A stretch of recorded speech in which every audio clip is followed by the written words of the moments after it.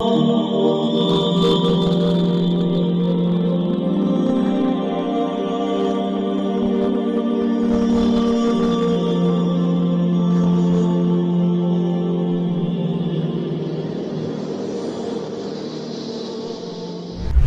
علیکم ورحمۃ اللہ وبرکاتہ۔ بیت الحکمہ دیوبند کی آن لائن عربک کلاسز میں آپ سب کا استقبال ہے۔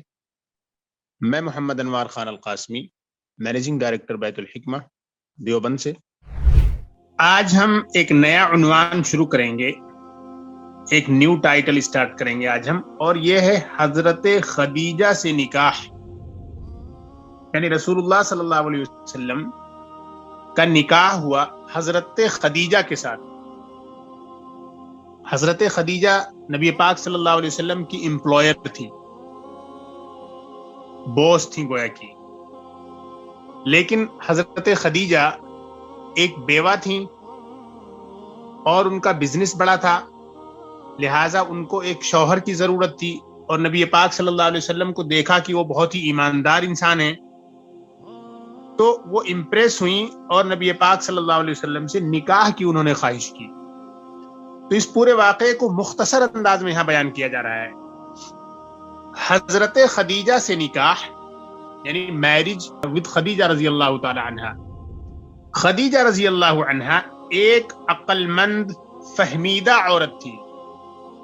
عقل مند تو معلوم ہے آپ کو، وائز، فہمیدہ مطلب سمجھدار، جن کی انڈرسٹینڈنگ اچھی ہو۔ خدیجہ رضی اللہ عنہا ایک عقل مند فہمیدہ عورت تھی۔ فہمیدہ مسلم لیڈیز کے بعض علاقوں میں نام بھی ہوتے ہیں، فہمیدہ بیگم، فہمیدہ خاتون، ایسا کر کے نام رکھتے ہیں بعض علاقوں میں۔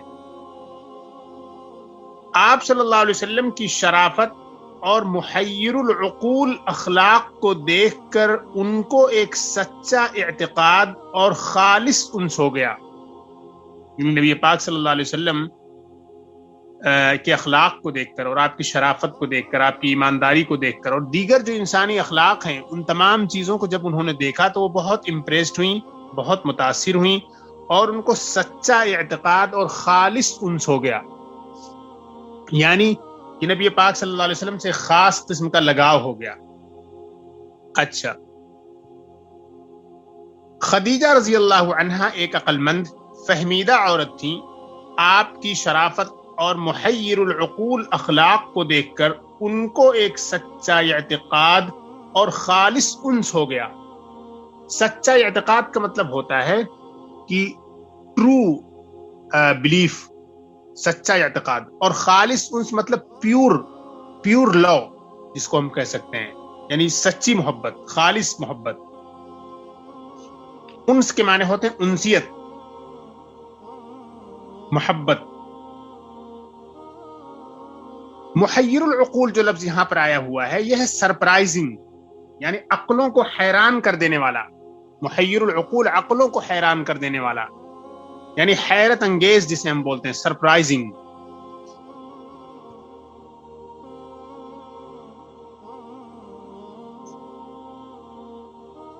جس سے خدیجہ رضی اللہ عنہا نے خود ارادہ کیا کہ اگر آپ منظور فرماویں تو آپ ہی سے نکاح کر لیں۔ ایک پوری لمبی سٹوری ہے، ایک خاتون تھی، انہوں نے پیغام بھیجا، ایک پورا شارٹ میں یہاں پہ بتا دیا گیا ہے، لیکن ایک پوری تفصیل ہے کہ کیسے کیسے بات آگے بڑھی، ان تمام چیزوں کو سمیٹ دیا گیا ہے یہاں پر، کہ اگر آپ منظور فرماویں تو آپ ہی سے نکاح کر لیں۔ جب حضرت صلی اللہ علیہ وسلم کی عمر 21 سال کی ہوئی تو حضرت خدیجہ رضی اللہ عنہا سے نکاح مقرر ہوا یعنی ڈیسائیڈ ہوا، طے ہوا، شیڈیول ہوا۔ جب حضرت صلی اللہ علیہ وسلم کی عمر 21 سال کی ہوئی تو حضرت خدیجہ رضی اللہ عنہا سے نکاح مقرر ہوا، طے ہوا، ڈیسائیڈ ہوا، یعنی کہ حضرت خدیجہ رضی اللہ عنہا کی عمر اس وقت 40 اور بعض روایات کی روح سے 45 سال تھی۔ بعض روایات کی روح کے معنی ہوتے ہیں مطابق، یعنی اکارڈنگ، یعنی according to some other reports she was 45، یعنی بعض رپورٹس کے مطابق ان کی عمر 40 تھی، اور بعض رپورٹس جو ہسٹوریکل ہیں اس کے اعتبار سے ان کی عمر 45 تھی۔ اور نبی پاک صلی اللہ علیہ وسلم کی جو عمر تھی وہ 21 سال کی تھی. اس عمر میں بھی زیادہ اختلاف ہے، لیکن صحیح قول کے مطابق آپ کی عمر 21 سال تھی، اور حضرت خدیجہ کی عمر جو تھی وہ 40 سال تھی. عرب لوگوں میں عمر کے تفاوت کو زیادہ خیال نہیں رکھا جاتا ہے شادی میں، یعنی کہ میاں بیوی میں سے کسی کی بھی عمر کتنی بھی ہو، اس کا خیال زیادہ نہیں رکھا جاتا ہے. یہ چیز زیادہ کاؤنٹ نہیں کرتی ہے عرب سوسائٹی میں، آج بھی یہ چیز پائی جاتی ہے. اس کے برخلاف ہماری جو سوسائٹی ہے یہاں پر بہت زیادہ اس چیز کو کاؤنٹ کیا جاتا ہے. تو یہ چیز جو نظر آ رہی ہے، اس کو ہم کہیں سوچیں کہ ایک بیوہ ہے، اس کی عمر جو ہے 40-45 سال ہے، اور ایک نوجوان ہے، اس کی 20 سال کی عمر ہے، کیسے نکاح ہوا. وہاں عرب سوسائٹی میں جو چیز طے ہو جاتی تھی اس کو کر لیتے تھے، اس میں کوئی عار نہیں سمجھتے تھے، ان کے ہاں کوئی تکلف نہیں ہوتا تھا. اس کے برخلاف ہمارے یہاں سوسائٹی میں مثلا اگر کوئی مطلقہ عورت ہے، کوئی ڈیورسی ہے، تو اس کے ساتھ مشکل یہ ہو جائے گی کہ اس کی دوبارہ شادی ہی مشکل ہو جائے گی. ایک عیب مانا جاتا ہے کوئی عورت مطلقہ ہو جائے، لیکن وہاں پہ شادی آسانی سے ہو جاتی ہے. یعنی آج کی جو عرب سوسائٹی ہے وہاں بھی مطلقہ عورت کی شادی آسانی سے ہو جاتی ہے. اس کے برخلاف ہمارا جو معاشرہ انڈین ہے، بر صغیر کا ہے، بر صغیر کے معاشرے میں مطلقہ عورت کی شادی کے لیے بہت مشکلات ہو جاتی ہیں، لیکن وہاں پر مشکلات نہیں ہیں. یہ بہت اچھی صفت ہے ان لوگوں کی. اور عمر کا بھی زیادہ خیال نہیں رکھا جاتا ہے، یہ بھی بہت اچھی چیز ہے. تو ایک بار میں پھر دوبارہ پڑھتا ہوں. خدیجہ رضی اللہ عنہا ایک عقل مند فہمیدہ عورت تھیں. آپ صلی اللہ علیہ وسلم کی شرافت اور محیر العقول اخلاق کو دیکھ کر ان کو ایک سچا اعتقاد اور خالص انس ہو گیا، جس سے خدیجہ رضی اللہ عنہا نے خود ارادہ کیا کہ اگر آپ منظور فرماویں تو آپ ہی سے نکاح کر لیں. جب حضرت صلی اللہ علیہ وسلم کی عمر 21 سال کی ہوئی تو حضرت خدیجہ رضی اللہ عنہا سے نکاح مقرر ہوا. حضرت خدیجہ رضی اللہ عنہا کی عمر اس وقت 40 اور بعض روایات کی روح سے 45 سال تھی. مغلطائے یعنی سیرت مغلطائے، جو مغلطائے کی لکھی ہوئی سیرت کی کتاب ہے، یہ چیز اس سے لی گئی ہے. اگلا پیراگراف دیکھتے ہیں. نکاح میں ابو طالب اور بنو ہاشم اور رؤسائے مضر سب جمع ہوئے.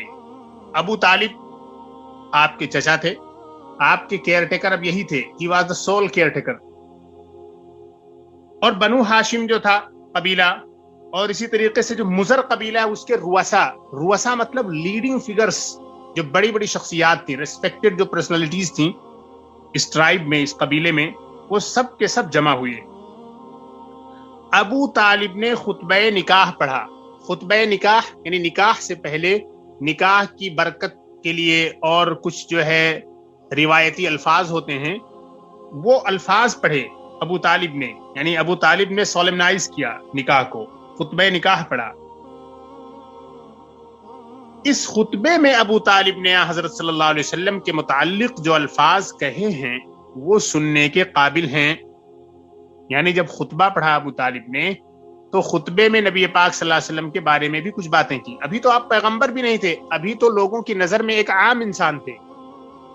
اس خطبے میں ابو طالب نے حضرت صلی اللہ علیہ وسلم کے متعلق جو الفاظ کہے ہیں وہ سننے کے قابل ہیں، جن کا ترجمہ یہ ہے، یعنی اس کا ٹرانسلیشن یہ ہے. اس کا ٹرانسلیشن کر رہے ہیں، وہ عربک میں ہے. وہ الفاظ جو ہے اب ہمارے سامنے یہ اردو میں نقل کر رہے ہیں. کیا تھے وہ الفاظ جو ابو طالب نے کہے انٹروڈکشن میں یا خطبے میں؟ یہ محمد ابن عبداللہ ہیں، یعنی یہ محمد ہیں جو عبداللہ کے بیٹے ہیں. عبداللہ کا تو انتقال ہی ہو گیا تھا ولادت سے پہلے ہی.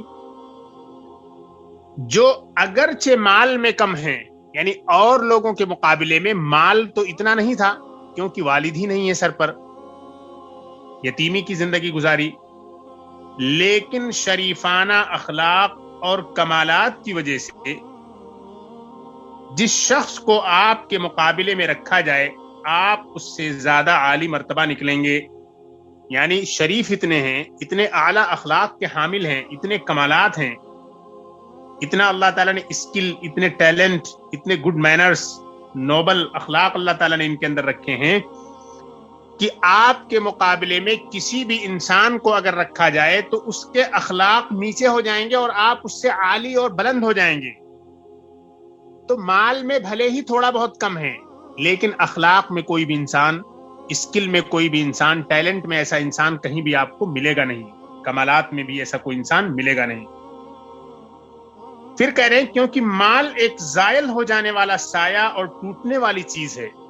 بہت پتے کی بات ہے، یعنی کسی سے مالداری کی وجہ سے اگر شادی کر دی کسی انسان نے، آج کل دنیا میں مالداری کو بہت دیکھا جاتا ہے، بلکہ سب سے پہلے اچھے لوگ بھی مالداری کو دیکھتے ہیں۔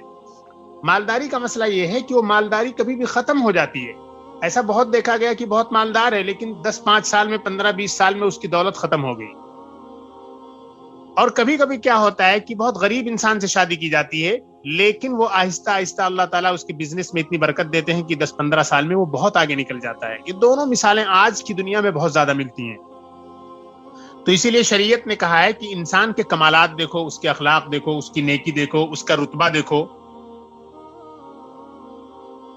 تو کہہ رہے ہیں کیونکہ مال ایک زائل ہونے والا سایہ، یعنی ایک شاڈو کی طرح ہے، وہ زائل ہو جاتا ہے یعنی ہٹ جاتا ہے، اور ٹوٹنے والی چیز ہے۔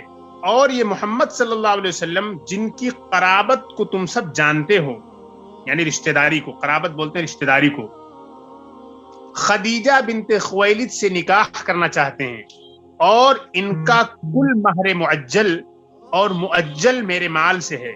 یعنی ابو طالب نے کہا یہ جو بھی مہر دیں گے اپنی بیوی کو، اپنی ہونے والی بیوی خدیجہ کو، اس کی مہر کی ذمہ داری میرے مال سے ہے، یعنی میں اس کا ذمہ دار ہوں۔ اور خدا کی قسم اس کے بعد ان کی بڑی عزت اور عظمت ہونے والی ہے، کیونکہ وہ بہت عقل مند آدمی تھے۔ انہوں نے سمجھ لیا تھا کہ محمد جو ہے، ان کے ایسے اخلاق ہیں، اللہ نے ان کے اندر ایسے کمالات رکھے ہیں کہ یہ آگے چل کر دنیا میں کچھ کام کریں گے۔ ان کو بھی یقیناً اندازہ نہیں تھا کہ وہ ایک پیغمبر بنیں گے، لیکن بحیثیت انسان وہ حیرت میں تھے، سارے لوگ حیرت میں تھے جو بھی دیکھتے تھے نبی صلی اللہ علیہ وسلم کو کہ بھئی یہ کیسا آدمی ہے، کس طریقے کے انسان ہے۔ تو یہ بھی متاثر تھے، تو اسی اعتبار سے انہوں نے بتایا ہے۔ ایک بار اس پیراگراف کو پھر دیکھیے۔ یہ محمد ابن عبداللہ ہیں جو اگرچہ مال میں کم ہیں لیکن شریفانہ اخلاق کا مطلب ہے گڈ مینرز، نوبل مینرز، اور کمالات بولتے ہیں ٹیلنٹس، اسکلز، اور کمالات کی وجہ سے جس شخص کو آپ کے مقابلے میں رکھا جائے، یعنی کسی کو بھی آپ کے سامنے لایا جائے، آپ اس سے زیادہ عالی مرتبہ نکلیں گے، یعنی آپ کا رتبہ اس سے زیادہ ہوگا، آپ اس سے کہیں آگے نکل جائیں گے۔ کسی بھی دنیاوی کمال میں کوئی بھی انسان ان سے کسی اچھی چیز میں آگے نہیں بڑھ سکتا ہے۔ پھر کہہ رہے ہیں کیونکہ مال ایک زائل ہو جانے والا، زائل مطلب ختم ہو جانے والا، مال ایک زائل ہو جانے والا سایہ اور ٹوٹنے والی چیز ہے، اور یہ محمد صلی اللہ علیہ وسلم جن کی قرابت کو تم سب جانتے ہو، قرابت یعنی رشتہ، خدیجہ بنت خویلد سے نکاح کرنا چاہتے ہیں، اور ان کا کل مہر معجل اس کو کہتے ہیں جو فوراً امیڈیٹلی پے کر دی جائے، ہونے والی بیوی کو، دلہن کو جو فوراً ہی مہر پے کر دی جائے اس کو بولتے ہیں مہر معجل، یعنی نقد، کیش، پری پیڈ کہہ لیجیے ایک طریقے سے ماڈرن ٹرمز کے اعتبار سے۔ اور معجل ہوتا ہے وہ جو پوسٹ پیڈ کی طرح ہوتا ہے، جو بعد میں، یعنی ادھار جس کو کہہ سکتے ہیں ہم، بعد میں جس کو پے کیا جائے۔ لیکن شادی میں اس بات کو ایکسپریس کرنا ضروری ہے کہ جو مہر دی جائے گی عورت کو وہ معجل ہوگی یا مؤجل، اور ان کا کل مہر معجل اور مؤجل، یعنی جو کیش دیا جائے گا وہ بھی، اور جو ادھار رکھا جائے گا وہ بھی، سب میرے ذمے ہے، میرے مال سے ہے، اور خدا کی قسم اس کے بعد ان کی بڑی عزت اور عظمت ہونے والی ہے۔ حضرت ابو طالب نے نکاح اس لیے پڑھایا، ایک تو وہ کیئر ٹیکر تھے نبی پاک صلی اللہ علیہ وسلم کے، گارجین تھے لیگل، دوسری چیز یہ ہے کہ وہ اپنے خاندان کے رئیس تھے، سردار تھے اس قبیلے کے، حضرت ابو طالب۔ اس قبیلے میں نبی پاک صلی اللہ علیہ وسلم کا جو گھرانہ تھا، اس گھرانے کے لوگ بہت ہی ڈگنیفائڈ، بہت ہی ریسپیکٹڈ اور بہت ہی اعلیٰ مانے جاتے تھے۔ تو عبد المطلب سب سے بڑے سردار تھے۔ عبد المطلب کے جانے کے بعد اس پورے قبیلے، اس پورے خاندان کے جو سب سے بڑے ہیڈ قرار پائے وہ ابو طالب تھے، اسی لیے انہوں نے اپنی لیڈرشپ کی وجہ سے وہاں پر نکاح میں بھی حصہ لیا اور خطبہ نکاح پڑھا۔ آگے دیکھیے، ابو طالب کے یہ الفاظ آپ کی شان میں اس وقت ہیں جب کہ آپ 21 سال کی عمر میں ہیں. یعنی ایک اتنی بڑی عمر کا انسان ایک چھوٹے سے کم عمر نوجوان کے بارے میں ایسی باتیں کہہ رہا ہے. 19 20 21 سال کی عمر کے بچے جو ہوتے ہیں وہ لڑکپن کی عمر کے ہوتے ہیں, ہنسی مذاق میں گزار دیتے ہیں. لیکن نبی پاک صلی اللہ علیہ وسلم اتنے سیریس تھے اسی عمر میں کہ لوگ اندازہ لگانے لگے تھے کہ یہ لڑکا آگے چل کر بہت کچھ کرے گا. ابو طالب کے یہ الفاظ آپ کی شان میں یعنی آپ کے بارے میں اس وقت ہیں جب کہ آپ 21 سال کی عمر میں ہیں اور ابھی ظاہری طور سے نبوت بھی عطا نہیں ہوئی تھی. یعنی نبوت کو ڈکلیئر بھی نہیں کیا گیا تھا. نبوت کو تو 40 سال کے بعد دیا گیا. نبوت کی آدھی عمر میں تھے اللہ کے رسول صلی اللہ علیہ وسلم. ابھی نبوت کا بھی اناؤنسمنٹ نہیں ہوا ہے آفیشیلی, اور ابھی ظاہری طور سے نبوت بھی عطا نہیں ہوئی ہے. یعنی بحیثیت نبی ڈکلیئر نہیں کیا گیا ہے ابھی ان کو. پھر اس پر یہ ترا بولتے ہیں عجیب بات. پھر اس پر یہ ترا یعنی ان تمام چیزوں کے باوجود یہ بھی ایک عجیب بات تھی کہ ابو طالب اپنے اسی قدیم مذہب پر ہیں. ابو طالب جو ہے اپنے مشرکانہ مذہب پر قائم تھے, اپنے قدیم مذہب پر ہیں, جس کے مٹانے کے لیے آن حضرت صلی اللہ علیہ وسلم کی تمام زندگی وقف ہے. اسی مذہب پر قائم تھے ابو طالب, شرکیہ مذہب پر, اور نبی پاک صلی اللہ علیہ وسلم اسی مذہب کو ختم کرنے کے لیے پیدا ہوئے ہیں اور انہی کے گھر میں پیدا ہوئے ہیں. اس کے باوجود ابو طالب ایسے ایسے الفاظ تعریف کے کہہ رہے ہیں ان کے بارے میں. مگر بات یہ ہے کہ حق بات چھپائی نہیں جا سکتی. ایک بار پھر اس پیراگراف کو دیکھیں. ابو طالب کے یہ الفاظ آپ کی شان میں اس وقت ہیں, الفاظ بولتے ہیں ورڈز کو, جب کہ آپ 21 سال کی عمر میں ہیں اور ابھی ظاہری طور سے نبوت بھی عطا نہیں ہوئی. پھر اس پر یہ ترا کہ ابو طالب اپنے اسی قدیم مذہب پر ہیں جس کے مٹانے کے لیے حضرت صلی اللہ علیہ وسلم کی تمام زندگی وقف ہے. وقف ہے مطلب ڈیڈیکیٹڈ ہے. مگر بات یہ ہے کہ حق بات چھپائی نہیں جا سکتی. آگے بڑھتے ہیں. الغرض حضرت خدیجہ رضی اللہ عنہا سے آپ کا نکاح ہو گیا. ان شارٹ خلاصہ یہ ہے کہ حضرت خدیجہ سے آپ کا نکاح ہو گیا. وہ آپ کی خدمت میں 24 سال رہیں. نبی پاک صلی اللہ علیہ وسلم کی صحبت آپ کو جو حاصل رہی وہ 24 سال ہے. کچھ مدت نزول وحی سے پہلے اور کچھ نزول وحی کے بعد. یعنی جب نبی پاک صلی اللہ علیہ وسلم ایک پیغمبر ڈکلیئر کر دیے گئے تو وحی کے ذریعے سب کچھ ہوا. اب اللہ سے جو تعلق نبی پاک صلی اللہ علیہ وسلم کا قائم ہونے والا ہے وہ ایک فرشتہ جو ہے ورڈز لے کر آئے گا اللہ کی طرف سے نبی پاک صلی اللہ علیہ وسلم کو بتانے کے لیے.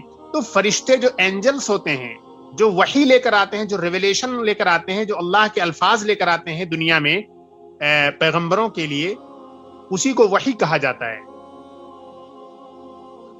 تو وحی سے پہلے یعنی آپ کو جب وحی آنا شروع ہوئی اس سے کچھ پہلے ایک مدت حضرت خدیجہ تھی, اور وحی کے بعد بھی. یعنی پیغمبری جب آپ کو ملی نہیں تھی اس وقت انہوں نے نبی پاک صلی اللہ علیہ وسلم کے ساتھ ایک لمبا عرصہ گزارا, اور پیغمبری ملنے کے بعد بھی گزارا. دونوں حالت میں یہ نبی پاک صلی اللہ علیہ وسلم کی بیوی تھی. یعنی پیغمبر بننے سے پہلے اور پیغمبر بننے کے بعد بھی. نزول وحی بولتے ہیں coming down of the revelation from God, یعنی اللہ کی طرف سے وحی کا نزول. کچھ مدت نزول وحی سے پہلے اور کچھ نزول وحی کے بعد. نزول وحی وحی کا اترنا, نزول بولتے ہیں اترنے کو, کمنگ ڈاؤن, ڈسینڈنگ.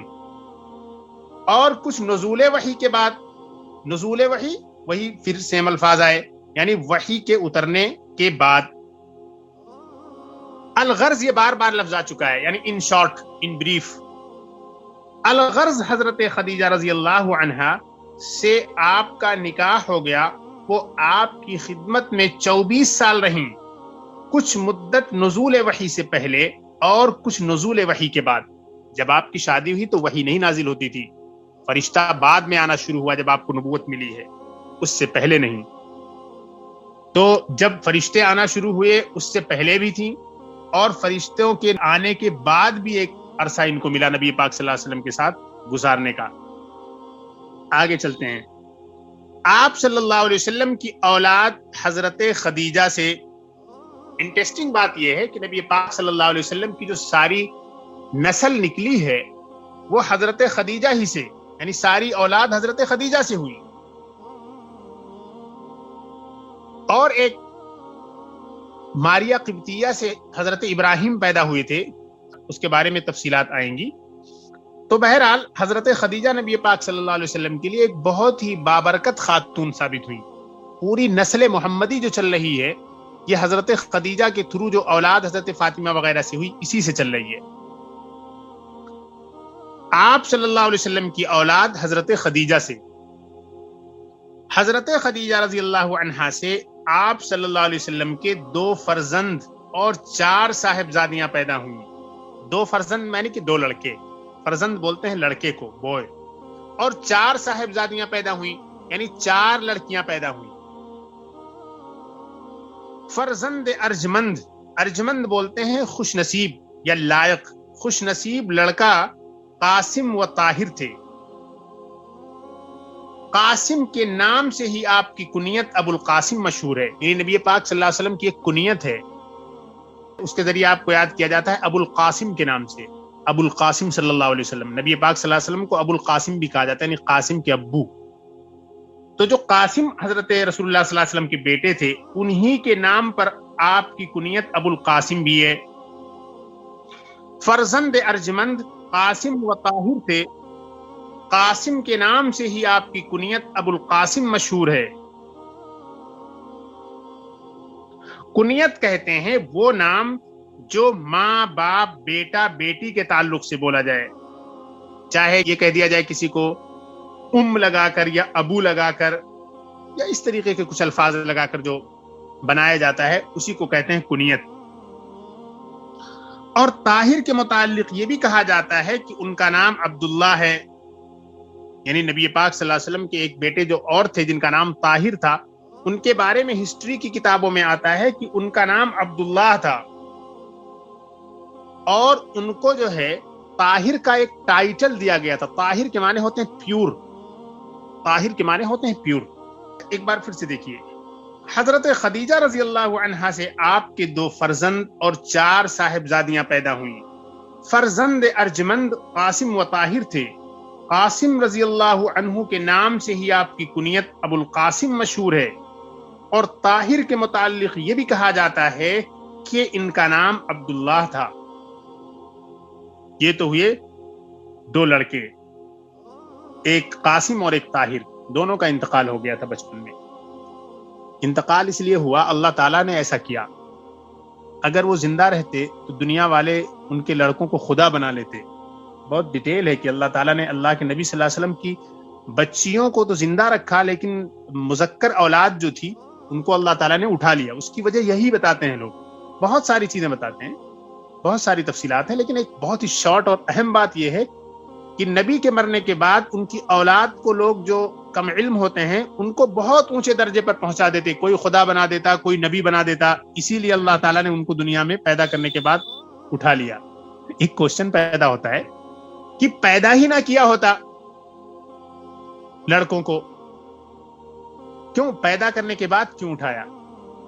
اس کا جواب ایک بہت ہی دلچسپ اور گہرا جواب ہے، وہ یہ ہے کہ جس عورت کہ یہاں صرف لڑکیاں پیدا ہوتی ہیں، اس کے لڑکے نہیں پیدا ہوتے ہیں، تو اس زمانے میں اس عورت کو لوگ نحوست والی عورت سمجھتے تھے کہ یہ عورت منحوس ہے، اس کے یہاں صرف لڑکیاں پیدا ہو رہی ہیں، لڑکے پیدا نہیں ہو رہے ہیں۔ حالانکہ یہ غلط ہے، یہ بالکل غیر اسلامی طریقہ ہے۔ لڑکی اور لڑکے دونوں کوئی انسان اپنے ہاتھ سے نہیں بناتا ہے۔ تو بہرحال اس زمانے کے لحاظ سے اللہ تعالیٰ نے لڑکے تو پیدا کیے لیکن پھر ان کو اٹھا لیا، تاکہ لوگ یہ نہ کہیں کہ محمد کے یہاں کوئی لڑکا پیدا نہ ہوا، کفار اور مشرکین چڑھانے کے لیے بھی ایسا نہ کہہ سکیں۔ بہرحال یہ مختصر میں نے بتا دیا۔ اس سلسلے میں بڑی انٹرسٹنگ بحث ہے کہ اللہ کے نبی صلی اللہ علیہ وسلم کی صرف لڑکیاں ہی کیوں زندہ رہیں، لڑکے کیوں زندہ نہیں رہے۔ اچھا، اب آگے بڑھتے ہیں۔ 4 صاحبزادیاں حضرت فاطمہ، زینب، رقیہ، ام کلثوم تھیں۔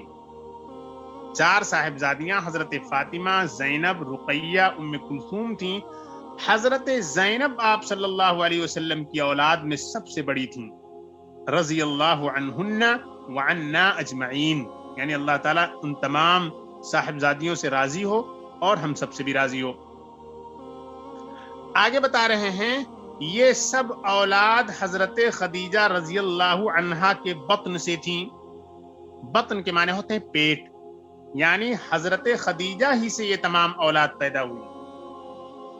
قاسم بھی اور طاہر بھی اور فاطمہ بھی، زینب بھی، رقیہ بھی اور ام کلثوم بھی، یہ چھو کے چھو حضرت خدیجہ ہی کے بطن سے پیدا ہوئی۔ یہ سب اولاد حضرت خدیجہ رضی اللہ عنہا کے بطن سے تھیں، البتہ آپ کے تیسرے صاحبزادے، جن کا بھی میں نے تھوڑی دیر پہلے ذکر کیا تھا، جن کا نام ابراہیم تھا، صرف وہ ماریہ قبطیہ رضی اللہ عنہا سے تھے۔ ماریہ قبطیہ سے پیدا ہوئے حضرت ابراہیم۔ حضرت ابراہیم کا بھی انتقال ہو گیا، بہت کم عمری میں انتقال ہوا تھا۔ اس کے بارے میں کچھ دلچسپ واقعات بھی احادیث کی کتابوں میں موجود ہیں۔ البتہ آپ کے تیسرے صاحبزادے جن کا نام ابراہیم تھا، صرف وہ ماریہ قبطیہ رضی اللہ عنہا سے تھے۔ آپ کے یہ تینوں فرزند بچپن ہی میں وفات پا گئے، یعنی قاسم بھی اور طاہر بھی اور ابراہیم بھی، تینوں کے تینوں بچپن ہی میں وفات پا گئے، اللہ کو پیارے ہو گئے۔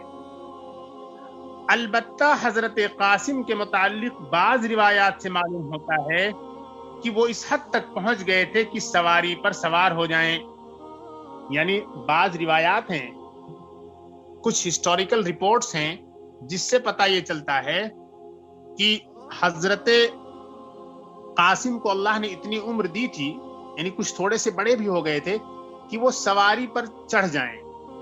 بعض روایات میں ایسا آیا ہے۔ البتہ حضرت قاسم کے متعلق بعض روایات سے معلوم ہوتا ہے کہ وہ اس حد تک پہنچ گئے تھے کہ سواری پر سوار ہو جائیں۔ مغلطائے، یعنی سیرت مغلطائے، جو سیرت پر انہوں نے کتاب لکھی ہے اسکالر مغلطائے نے، اس میں یہ ڈیٹیل دی ہوئی ہے۔ اس پیراگراف کو ایک بار پھر سے دیکھیں۔ یہ سب اولاد حضرت خدیجہ رضی اللہ عنہا کے بطن سے تھیں، البتہ آپ کے تیسرے صاحبزادے جن کا نام ابراہیم تھا، صرف وہ ماریہ قبطیہ رضی اللہ عنہا سے تھے۔ آپ کے یہ تینوں فرزند بچپن ہی میں وفات پا گئے۔ البتہ حضرت قاسم کے متعلق بعض روایات سے معلوم ہوتا ہے، بعض روایات مطلب سم ہسٹوریکل رپورٹس سے معلوم ہوتا ہے کہ وہ اس حد تک پہنچ گئے تھے کہ سواری پر سوار ہو جائیں۔ آج ہم انشاءاللہ یہیں رکیں گے اور اگلا سیشن انشاءاللہ العزیز ہم بعد میں لیں گے۔